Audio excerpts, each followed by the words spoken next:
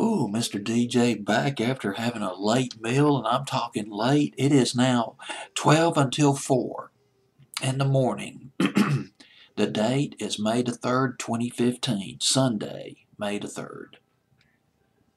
Gotta finish up my fancy playlist. Week of April 28, 1985. Got one more song to go. The top record on my fancy playlist. But before I get to that, I love the Lost 45s. Got to get to a Lost 45 among my top 40 extras on this fantasy playlist. One of them, I think it's at the bottom, Gino Finelli, Black Cars. Forgotten all about that record. First song I heard by Gino Finelli, People Gotta Move, a message song. Came out back in the fall of 1974. Then Living Inside Myself came out 4 years later. That song put him on the map. And the one that he did, no, I take that back. It was I Just Want to Stop. That was his hit in 1978. And Living Inside Myself came out 3 years after that in 1981. Two really big hits three hits for Gino Finelli. Gino Finelli from Canada started writing songs when he was 15 years old. Got his first record deal after he graduated from high school. He and his brother, Joe Finelli, they migrated to the States. They eventually made it out to Los Angeles, but they were down and out, big time.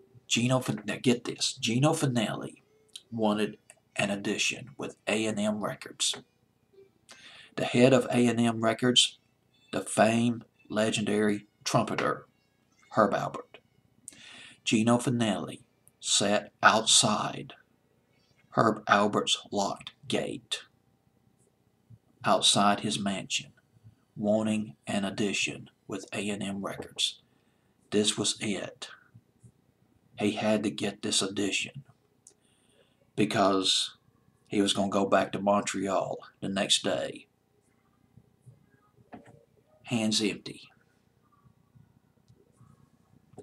if he didn't get this audition. Herb Alpert gave him the audition. Herb Alpert liked what he heard. Herb Alpert signed Gino Finelli to A&M Records. First album in 1973, which was his brother Joe arranged a lot of the album.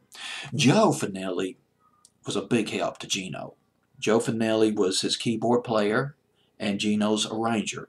Gino Finelli's arranger on a lot of his stuff, a lot of his music.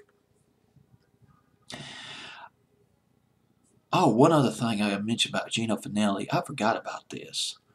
Gino Finelli was the second white person to perform on Soul Train. This was in 1974-75, and I believe it was from People Gotta Move. Because People Gotta Move did have a sort of a soulfulness about it. The first white performer was Dennis Coffey on Soul Train. Dennis Coffey, Motown session musician. He had that hit. He had a couple of hits in '72, Scorpio and Taurus, but that's beside the point. Now we get to the album Black Cars. Gino Finelli's 8th album, released in 1984-85.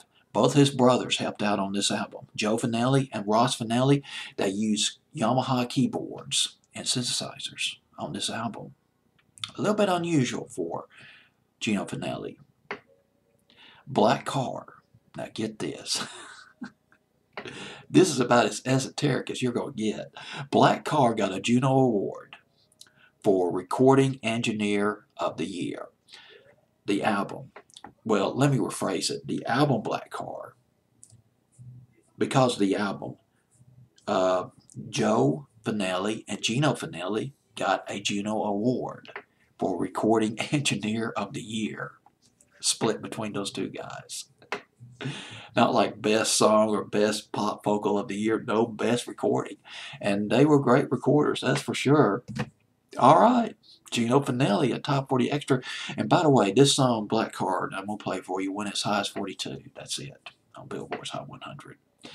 Gino Finelli, Black Cars, fantasy playlist. Oh boy. Juno Award for Recording Engineer of the Year. Okay, well hey, it's an award. Week of April 28, 1985, fantasy playlist.